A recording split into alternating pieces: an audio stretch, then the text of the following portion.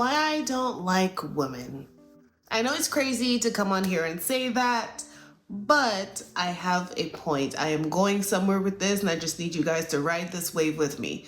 So, as we all know, creating a healthy bond as a woman, whether it's from childhood all the way up, has a lasting effect on us. When we have those healthy bonds, we are able to create open communication, strong female friendships, and set boundaries without guilt. But when those bonds are broken or they're not fostered in the way that they should be, it creates that mindset of, I don't trust women, or I only have male friends because I don't really like women like that. And I know somebody out there has said the same thing too. I know it's not just me.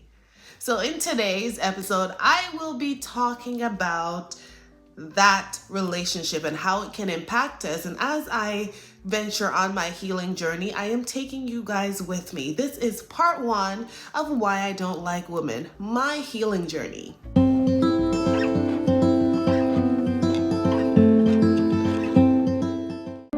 If you guys are new here, welcome. If you're not, welcome back. And to all of you that are new, my name is Tanique Shea. I post faith-based content. I post content that directly relates to where I'm at in my faith-based journey. And I would love for you guys to like and subscribe so that you can join me on this journey, because a community makes this walk so much easier. So I would love it if you guys would join me.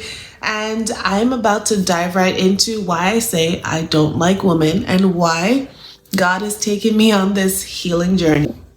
So for me, over the years, I've had so many different relationships, whether it's friendships or family relationships, that really just shook me to the core. It created this sense within me where, I didn't feel safe around women. And I don't mean physically safe, like they're going to hurt me, but emotionally safe. And over the years, that kind of caused me to shut down, to where I was one of those girls saying, I only have guy friends because, well, they're easier to be around. There's no drama. There's no this. There's no that. And mind you, that can be true sometimes, but it wasn't out of the fact that that was happening in my life. It was just, I was trying to escape from being around women because I always felt judged, unworthy. I felt like being in their presence, I felt like I couldn't be myself.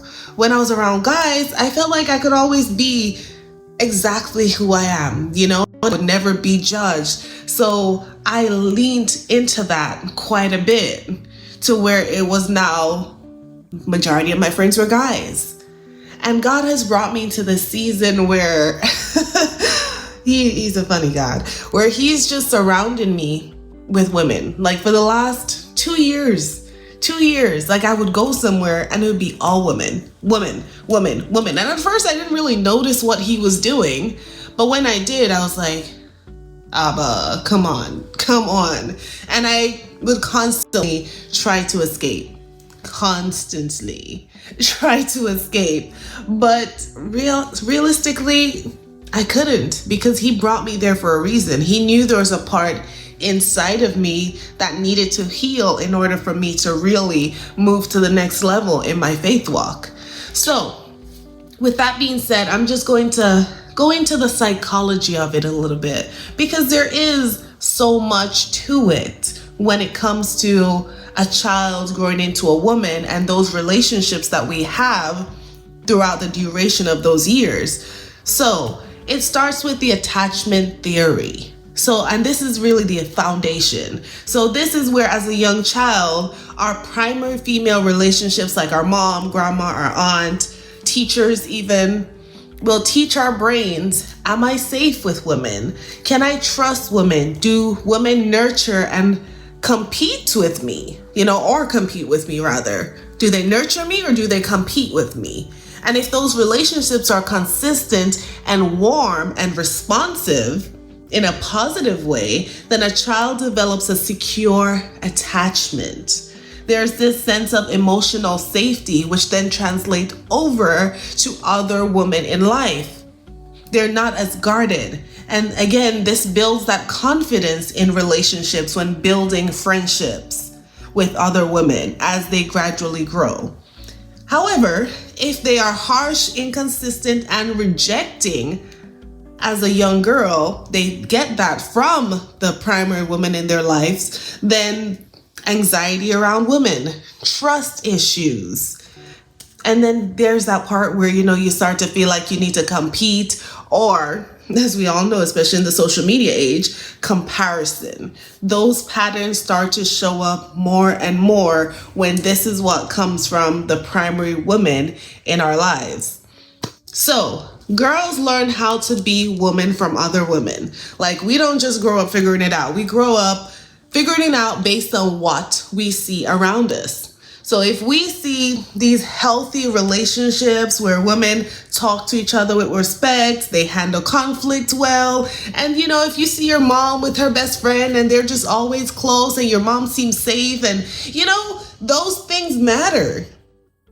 However, if you see gossip, jealousy, criticism, all those things shape how we go into adulthood and how we treat those female relationships. So, emotional attunement builds identity. So when a female caregiver listens, validates feelings, that is extremely important, and helps to name the emotions. Don't just dismiss your emotions, but validate them and helps to name them. That gives a child a sense of emotional intelligence, self-worth, and the ability to form deep and healthy friendships.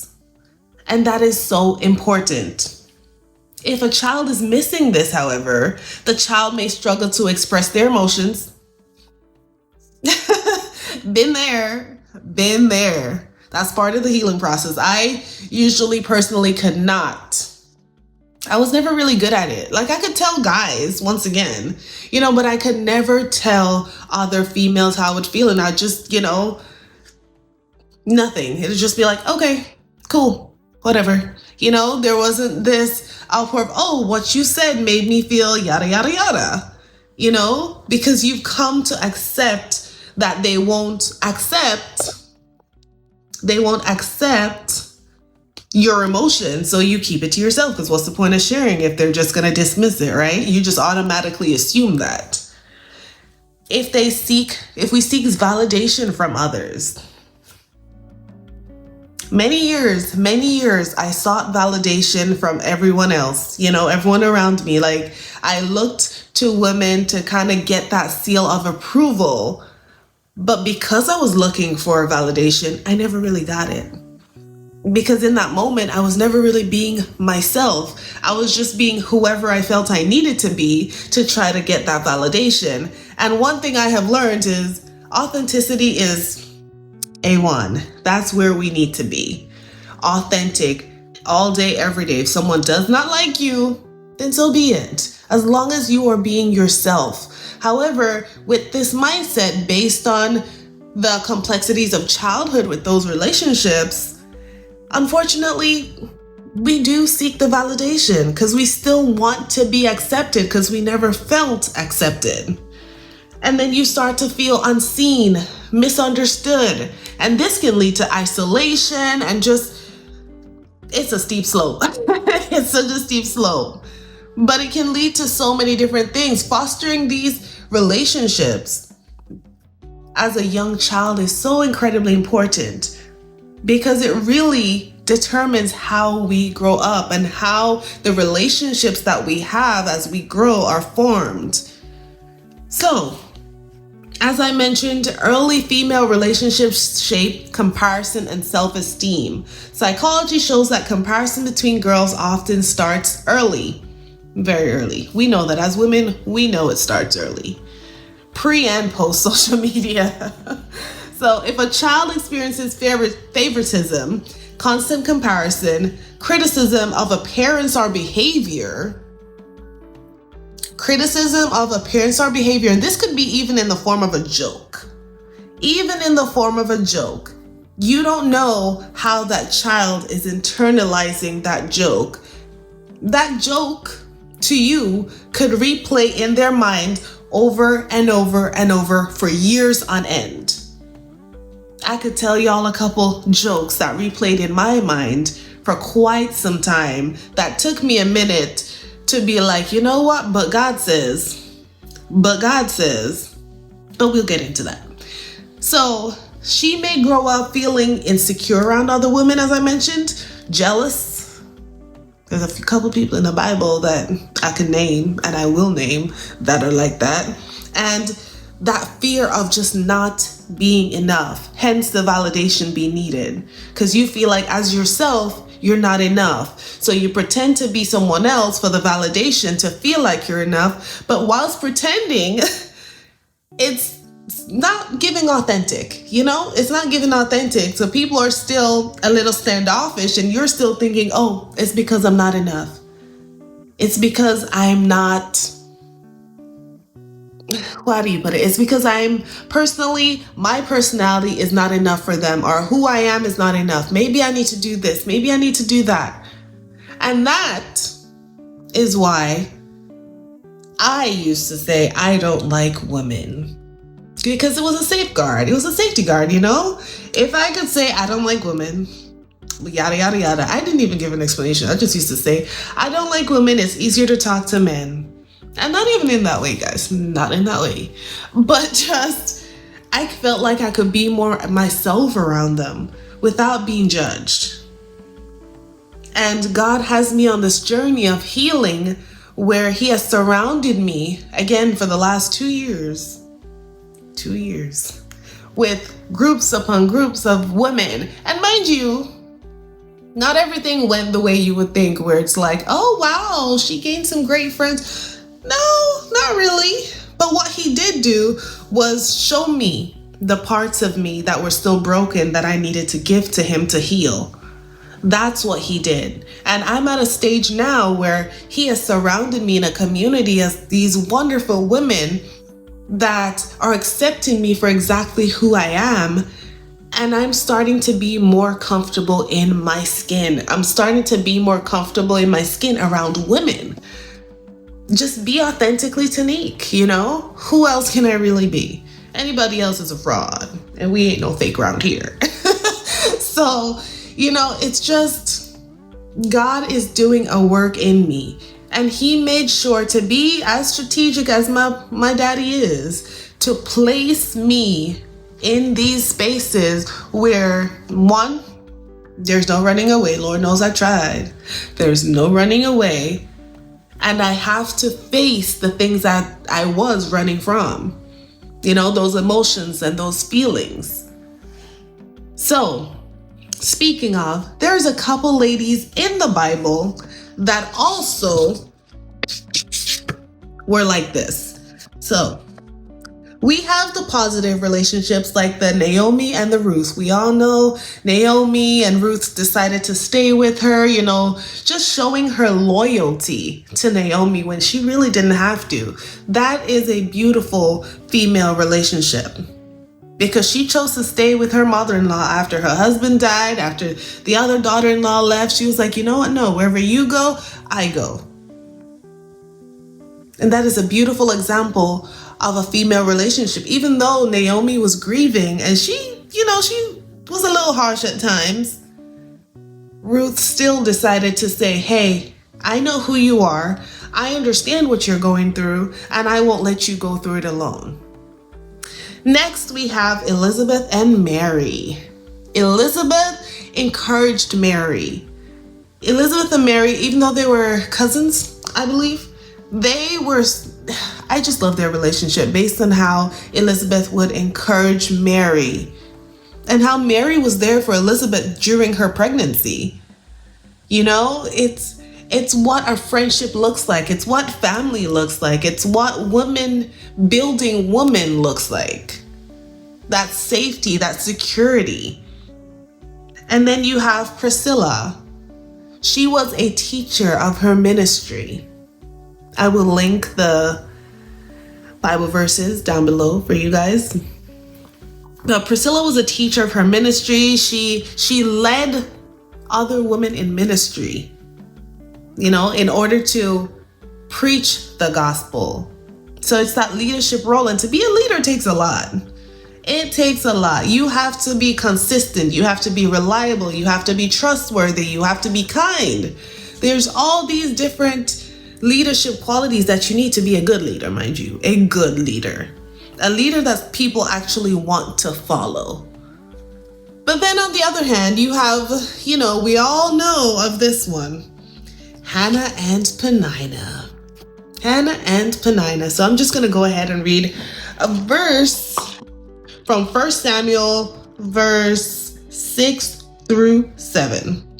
And her rival also provoked her severely to make her miserable because the Lord had closed her womb. So it was year by year when she went up to the house of the Lord that she provoked her. Therefore she wept and did not eat.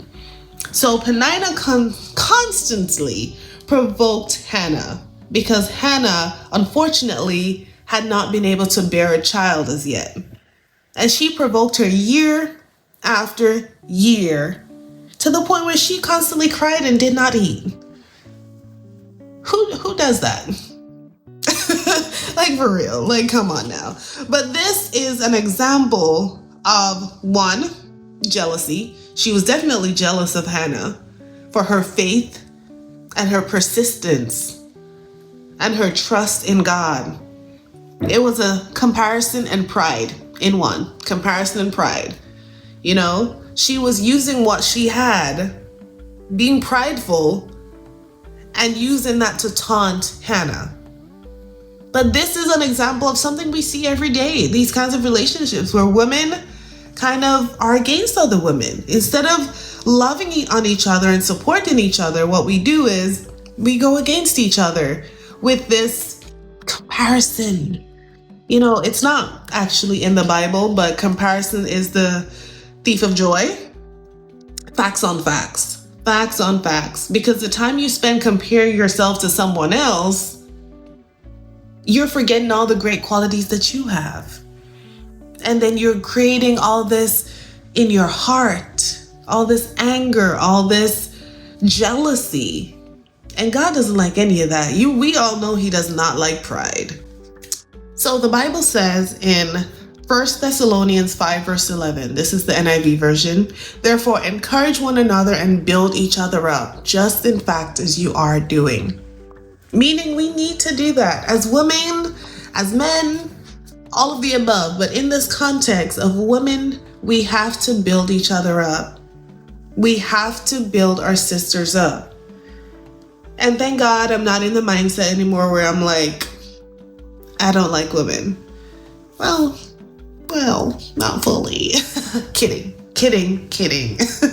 But God is still working on me. I'm a pretty transparent person. So yeah, God is definitely still working on me. There's still moments where I avoid certain situations because I'm like, it's just gonna make all women. And then what I do is I push past that feeling because it's the enemy trying to feed me the same lies he has for years and get me to that place of isolation versus me listening to the Lord. And if He sends me somewhere, I'm going to go. And time again, it has proven to be a beautiful experience. So we also have Titus 2 verses 3 through 5. Likewise, teach the older women to be reverent in the way they live, not to be slanderers or addicted to much wine, but to teach what is good. Then they can urge the younger women to love their husbands and children, to be self-controlled and pure, to be busy at home, to be kind, and to be subject to their husbands so that no one will malign the word of God. So I know this speaks a lot about husbands, but what I want to focus on is the part where it really talks about older women teaching younger women to be kind, to be self-controlled, how to love on their children.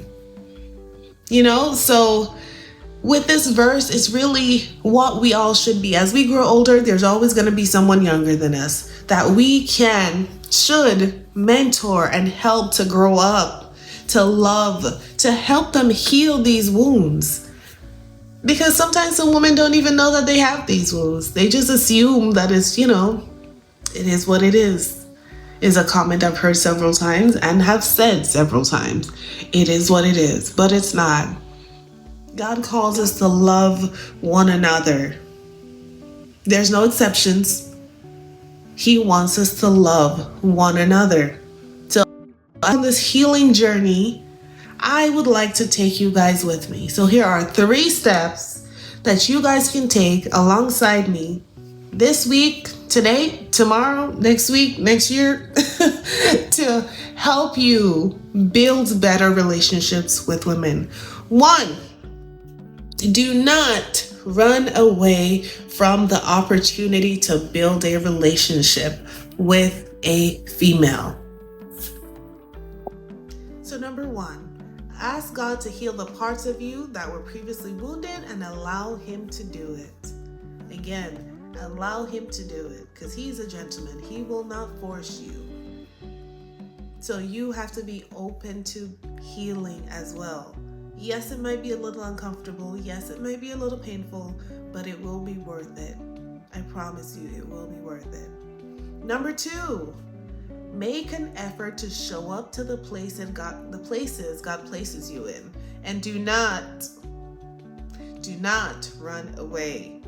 Seriously. Show up.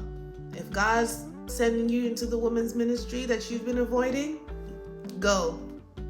If God's sending you to an all-women's convention that you keep seeing it, but you're like, I don't know, go.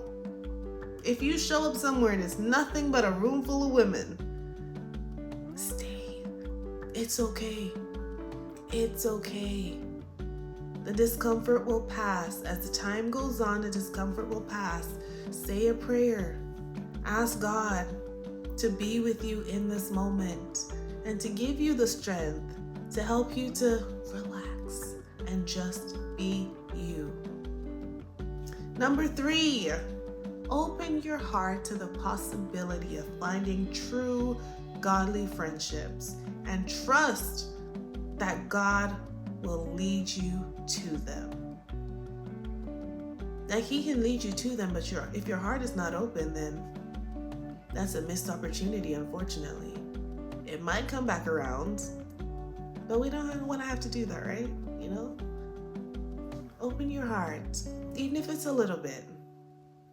Trust that God knows who you need in your life and when you need them. I am a testimony to that as well.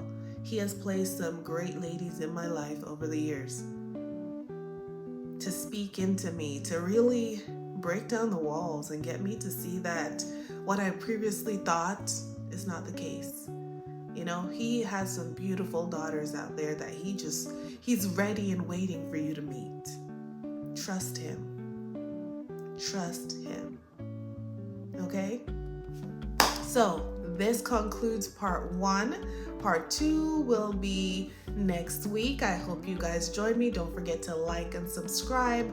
Feel free to turn on your notifications so you do not miss part 2 of my healing journey of why I don't like women. Love y'all. Bye.